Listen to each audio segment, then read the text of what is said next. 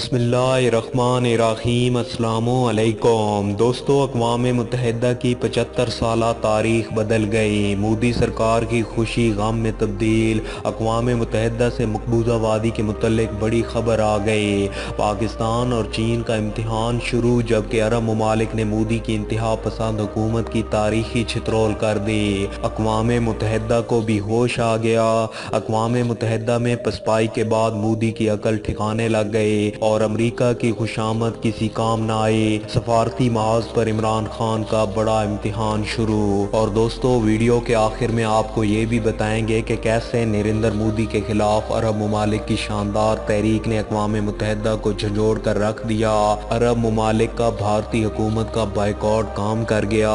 اقوام متحدہ نے انسانی نسل کشی پر بھارت پر بجلیاں گرا دیں۔ ویڈیو کی تفصیل میں جانے سے پہلے ہماری اپنے تمام دیکھنے والے دوستوں سے گزارش ہے کہ وہ ہماری اس ویڈیو کو لائک اور شیئر کرنے کے ساتھ ہمارے چینل کو بھی ضرور سبسکرائب کر لیں، تاکہ ہماری آنے والی ہر نئی ویڈیو آپ کو بر وقت مل سکے۔ اور ساتھ ہی پاک فوج زندہ آباد، پاکستان پائندہ آباد اور پاکستان کے گمنام ہیروز کو سلام کا نعرہ کامنٹ ضرور کیجیے گا۔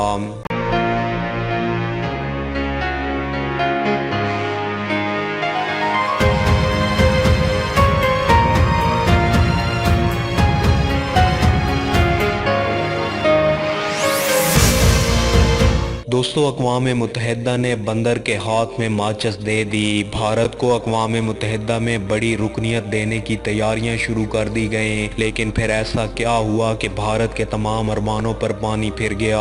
عالمی وبا نے مودی کی تمام امیدوں پر پانی پھیر دیا۔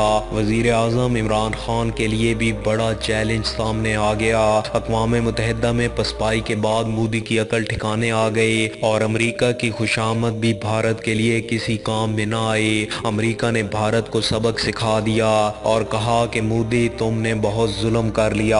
اقوام متحدہ نے بھارت کے خلاف بڑا اقدام اٹھا لیا، جس سے مودی سرکار ہل کر رہ گئی۔ ویڈیو میں آگے بڑھنے سے قبل آپ کو بتاتے چلیں کہ بھارت کو 2 سال کی مدت کے لیے اقوام متحدہ کی سلامتی کونسل کے غیر مستقل رکن کے طور پر منتخب کیا جائے گا، جس کے بعد اس بات کا خدشہ ظاہر کیا جا رہا ہے کہ اقوام متحدہ میں مسئلہ کشمیر کی وکالت کرنا تھوڑا مشکل ہو جائے گا۔ سفارتی ذرائع کا کہنا ہے کہ 17 جون کو جنرل اسمبلی سلامتی کونسل میں 2 سال مدت کے لیے 5 ریاستوں کا انتخاب کرنے والی ہے، اور اس سال یہ انتخابات عالمی وبا کی وجہ سے ایک الگ طریقہ کار کے ذریعے ہوں گے۔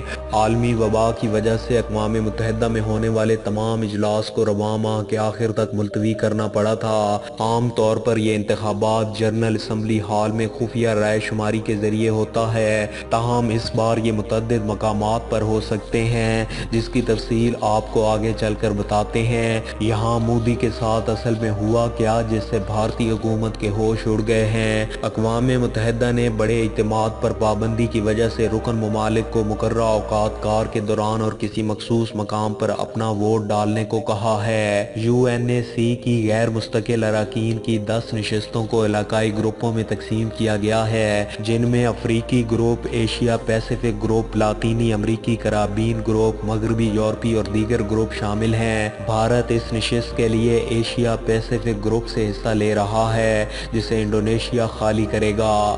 بھارت کی فتح تقریباً یقینی ہے، لیکن اگر پاکستان اور چین مل کر بڑے ممالک کو اپنے ساتھ ملا لیتے ہیں تو بھارت کے لیے بڑی مشکل کھڑی کی جا سکتی ہے، کیونکہ اس نشست پر خطے کے دیگر ممالک میں سے ابھی تک کسی نے بھی مقابلے کے لیے حصہ نہیں لیا۔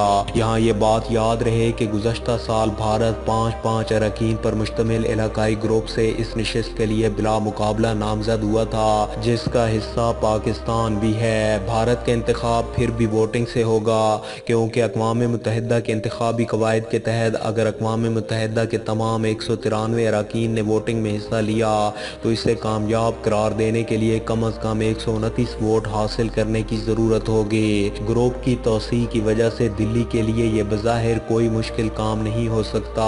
اگر منتخب ہو گیا تو یہ سلامتی کونسل میں غیر مستقل رکن کی حیثیت سے بھارت کا 8واں دور ہوگا۔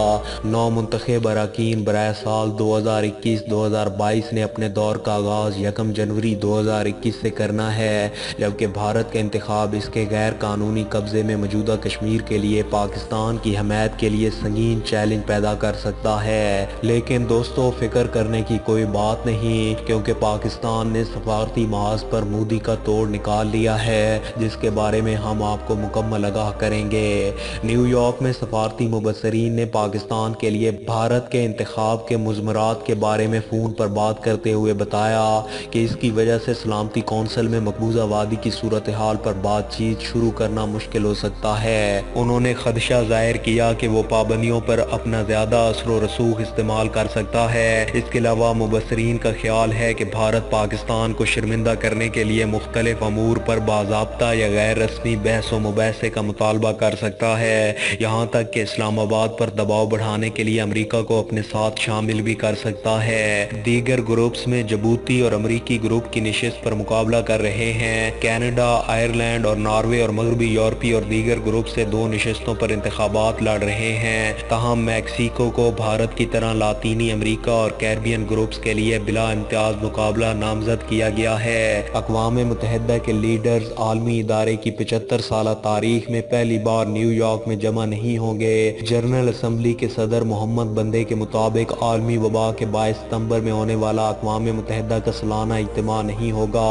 اس بار جنرل اسمبلی کے 75 سال پورے ہونے پر بڑی تیاریاں کی گئی تھیں، لیکن عالمی وبا کے باعث انہیں معطل کرنا پڑ رہا ہے۔ محمد بندے نے کہا کہ اگلے 2 ہفتوں میں اقوام متحدہ فیصلہ کرے گی کہ جنرل اسمبلی کی عام بحث میں 193 ممالک کے سربراہان کس طرح اپنا اظہار خیال کر سکیں گے۔ صدر جنرل اسمبلی نے کہا کہ عام طور پر سربراہان مملکت اکیلے سفر نہیں کرتے اور نیو یارک وبا کے باعث ان کے وفود کی آمد کا متحمل نہیں ہو سکتا۔ تاہم توقع ظاہر کی جا رہی ہے کہ مختلف ملکوں کے نمائندے اپنے سربراہ مملکت کا ریکارڈ شدہ پیغام جنرل اسمبلی میں سنوا دیں۔ دوستو، دوسری جانب بھارتی مسلمانوں کے خلاف شرمناک سلوک پر عرب ممالک نے جب بی جے پی کی انتہا پسند حکومت کی تاریخی چترول کی تو عالمی دنیا کو بھی ہوش آ گئی کہ بھارت میں واقعی مسلمانوں کو خطرناک وبا کی آڑ میں بدترین تشدد کا نشانہ بنایا جا رہا ہے۔ اس حوالے سے اقوام متحدہ کے انڈر سیکرٹری جنرل اور انسانی نسل کشی کی روک تھام کے مشیر ایڈم ڈونگ نے بھارت میں اقلیتوں سے امتیازی سلوک پر تشویش کا اظہار کرتے ہوئے کہا ہے کہ بھارت اقلیتوں کے حوالے سے عالمی قوانین کی پاسداری یقینی بنائے۔ انہوں نے اپنے بیان میں کہا کہ بھارت میں مسلمانوں سمیت دیگر اقلیتوں کا تحفظ نہ ہونے پر تشویش ہے۔ بھارت میں اقلیتوں سے ناروا سلوک عالمی انسانی حقوق کی خلاف ورزی ہے۔ بھارت اقوام متحدہ کے تحفظ کے لیے اپنی ذمہ داری پوری کرے۔